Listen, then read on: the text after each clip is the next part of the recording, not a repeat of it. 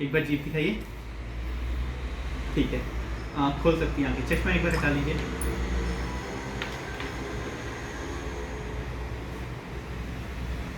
हाँ, मिसेस रेणु पंत, आपकी ma'am as कितनी है? 50। कितने टाइम से आपको तकलीफ थी? मुझे हो गया 15-20 साल। 15-20 साल से तकलीफ थी। मैंने जो अभी मैम की नाड़ी देखी उसमें पिछली बार के मुकाबले जो मैम का दर्द वाला पार्ट था उसमें काफ़ी कमी है, जो कि मैम मुझको बीच में कॉल के दौरान, मोबाइल कॉल के रिकॉर्ड के दौरान बता भी चुकी हैं ये वाली बात को। बट मैं 2 या 3 चीज़ों पे आना चाहूँगा। शायद ये 2-3 चीज़ें आपके लिए बहुत ज़्यादा महत्वपूर्ण हो, क्योंकि हम लोग नॉर्मली क्या करते हैं, एलोपैथिक जो टेस्ट होते हैं उनके ऊपर काफ़ी बिलीव कर लेते हैं, है ना। तो जब मैं पिछली बार मैम के पास में आया था तो मैम का जो शुगर रीडिंग थी वो थोड़ी बढ़ी हुई आई थी। मैम कितनी आई थी आपकी शुगर की रीडिंग? 160। खाने के पहले, बाद में? खाने से पहले 160। जैसा कि आप समझते हैं कि शुगर की रीडिंग को हम लोग नॉर्मली 100 मानते हैं और 160 पे पहुंचे तो हम लोग को लगता है कि बहुत बेकार सिचुएशन हो गई। वैसे मैम की फैमिली में कोई और भी डॉक्टर थे, मैम ने बताया। तो लेकिन जब मैंने मैम की नाड़ी देखी तो मुझे नाड़ी के अंदर शुगर नज़र नहीं आया, और मैंने मैम को उस वक्त सीधे सीधे बोल दिया था कि मैम मुझे आपकी नाड़ी में शुगर नज़र नहीं आया।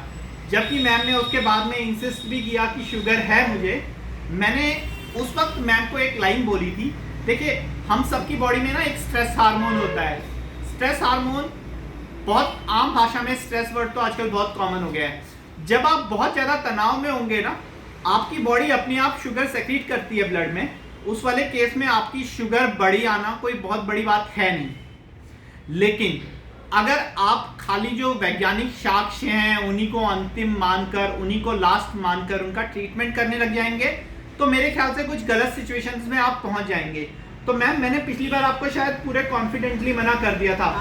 इस बार मैंने मैम को कोई शुगर की दवाई भी नहीं दी थी, केवल स्ट्रेस रिलीज की दवाई दी थी। और पिछले कुछ टाइम में, मैम कितने दिन पहले क्या हुआ वो मैम खुद ही बताएंगी। तो मुझे इतना 2 हफ्ते मैंने 2 ही बार मैंने लेप लगाया, उससे मैं उठ नहीं सकती थी। लेकिन मैं अब सारे काम कर सकती हूँ, पैदल चल सकती हूँ, सारा काम। और मेरी जो घबराहट थी, बेचैनी थी, वो भी बहुत कम है। मैम अभी शुगर के बारे में? शुगर जो है मेरी हमेशा ये आती थी, बढ़ी भी। और कल परसों में मुझे ऐसा लगा चक्कर से आ रहे, देखा तो शुगर मेरी, क्योंकि मैंने सब चीज़ बंद कर दी थी तो लो चली गई। और शुगर जो है, मतलब मैं तो ये सोच रही थी मुझे शुगर है, लेकिन शुगर नहीं निकला मेरा। तो बेसिकली सिचुएशन ये है कि दोस्तों, आप जो खाली टेस्ट वगैरह देख रहे हैं उनको, उनके ऊपर भी अंधा विश्वास करने का कोई खास मतलब है नहीं।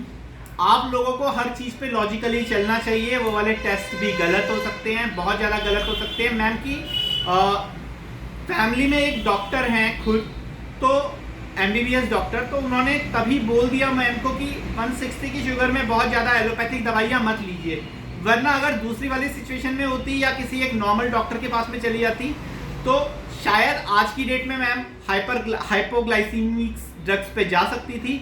और एक बार हाइपोग्लाइसीमिक्स पे चले जाएं और डायबिटिक कोमा वाली सिचुएशन में चले जाएं, जो कि शुगर बहुत नीचे जाने की वजह से आदमी चले जाता है, तो आप उसके दुष्परिणाम को सोच सकते हैं।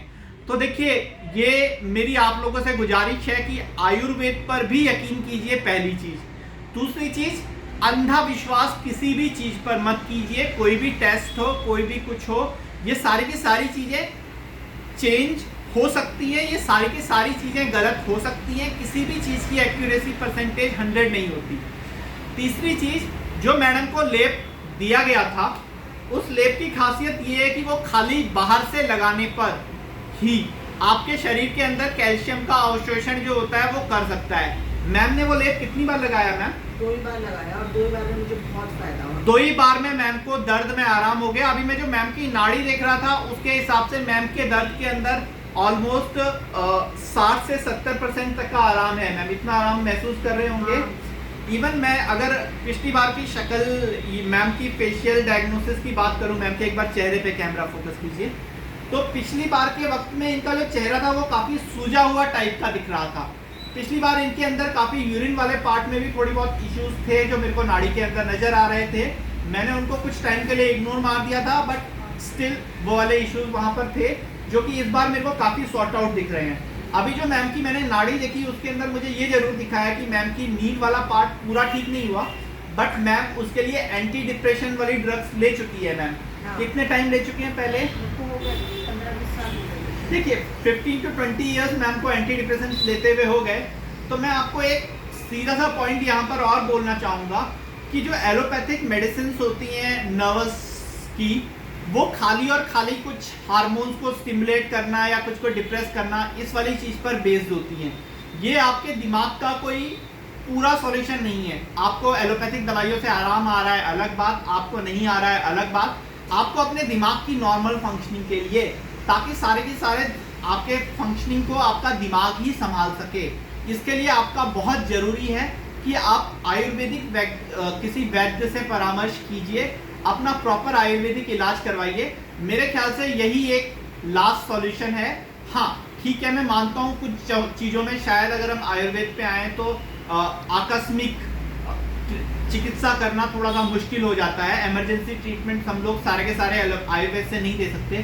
प्लस जो एलोपैथिक मेडिसिन, वो मशीन्स का जो साइंस की डिस्कवर की हुई कुछ मशीन्स है, उनका एक्सेस ज़्यादातर एलोपैथिक डॉक्टर्स के पास है, तो आपको एलोपैथिक डॉक्टर्स के पास में जाना पड़ेगा, नो डाउटिंग दैट। बट मेरे ख्याल से आपका एलोपैथिक ट्रीटमेंट हो चुका है, चाहे नहीं हुआ है, आपको उससे आराम मिल रहा है चाहे नहीं मिल रहा है, एक बार किसी आयुर्वेदिक वैद्य से परामर्श लेना बहुत अच्छी बात है, आपके लिए बहुत ज़्यादा उपयोगी रहेगा।